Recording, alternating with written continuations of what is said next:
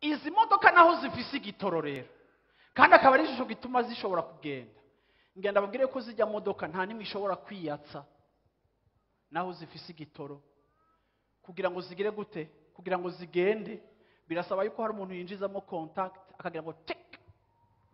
Bwana sifiwe sana. Igihe Yesu yabwira abigishwa be ngo muze mugende mwicare i Yerusalemu, haleluya, ajya amasengesho bariko baragira mana suko ubushobozi bwawe, ajya amasengesho yabo ameze nk'ugutuna contact paka. Yesu ashimwe cyane kuko bariko bakomunia, bariko bahamagara Imana. Yesu ashimwe cyane. Amasengesho yacu igihe cyose yamameze nka contact. Iyo turiko turasenga tuba tumeze nk'abantu bariko barashiramo umuriro wacu, haleluya, kugira ngo icyo Imana yaduhaye kibe active.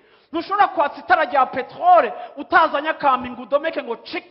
Nico gituma ngo nigihe Bibiliya iratubwira ngo nigihe muhemu yera yabaza ko yabaje nk'imbeya z'umuriro, kuko umuriro ureexista, ariko kugira ngo iyo contact ibe active hagomba kubaho umuntu asenga. Ndavuze ngo hagomba kubaho umuntu asenga, ariko kandi hagomba kubaho umuntu asenga akavuga ngo muhemu yera waransezeraniye rero ubasha bushoboza kugenda kora ikintu gishasha mu buzima bwanje. Yesu ashimwe cyane.